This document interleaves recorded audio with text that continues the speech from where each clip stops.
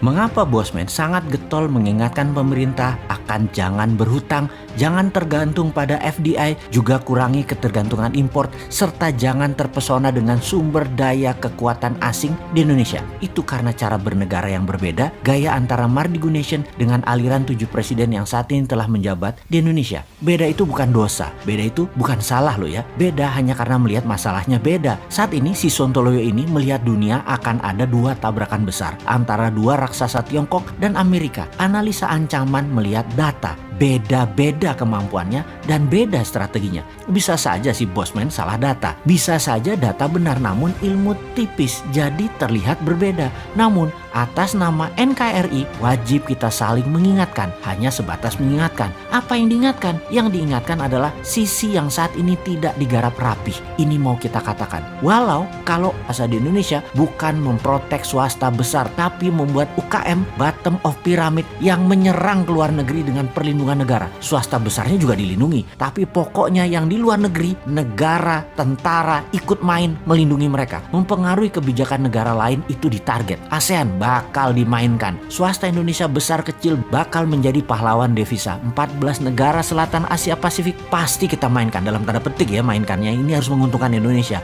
BUMN sebelum dikurangi menjadi hanya yang strategis dan vital akan membangun Indonesia di wilayah remote atau pinggiran. Akan membangun 10 juta rumah tinggal murah, sehat, dekat dengan aktivitas. Kendaraan umum gratis, puskesmas, posyandu gratis, pendidikan gratis. Semua wilayah hidup walkable, bisa dijalani. Semua kemana-mana jalan. Dan karena apa? Karena dekat.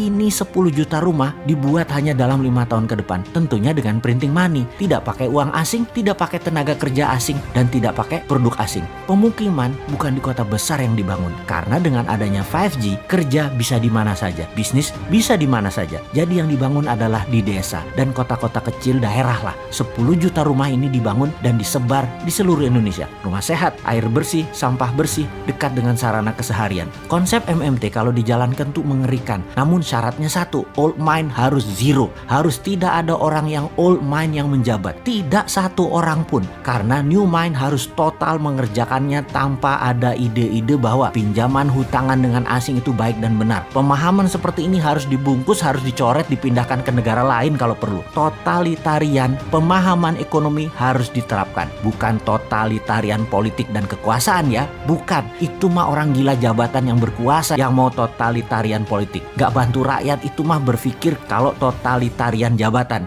Ini yang kita bicarakan adalah totalitarian model ekonomi. Oke, gini deh. Kita mempunyai Forza Panarata 2045. Forza Panarata adalah nawacitanya Mardigu Nation. Salah satunya akan membuat GDP per kapita 10.000, akan membangun 10 juta rumah tinggal, akan menjadikan dolar di bawah 10.000 rupiah dalam waktu 5 tahun ke depan. Di tahun 2045, di zaman Indonesia emas, akan mencapai 100.000 dolar per kapita GDP-nya dan atau naik 1000% dalam waktu 25 tahun ke depan. Perlu diingat, New Mind pasti akan melawan Amerika, akan melawan Tiongkok, namun dengan cara elegan. Kekuatan tawar kita mainkan dulu dengan SWF sesungguhnya, yaitu menggunakan aset sumber daya alam, dijadikan alat tekan dengan mengendalikan urat nadi jalur maritim dunia yang lewat Indonesia harus dikuasai penuh Indonesia. Armada laut kita akan dibangun dalam 5 tahun ke depan. Armada penangkapan ikan, armada perang laut atau naval warfare disiapkan, radar dan satelit semua disiapkan. Mencatat peta seabed bawah laut nasional disiapkan. Alki laut dikontrol penuh oleh tower-towernya Indonesia. Setiap kapal lewat di perairan internasional di tengah Indonesia harus bayar asuransi. Ini harusnya Menteri Pertahanan yang sekarang nih mikir beginian. Tapi nggak apa-apa deh kalau nggak mikir, nggak apa-apa. Biar aja nanti Mardigu Nation yang berpikir untuk mengingatkan kaum new mind generasi digital nantinya ketika mereka berkuasa. Sekali lagi, yang sekarang ketuaan dan kuno berpikirnya, biarin aja deh.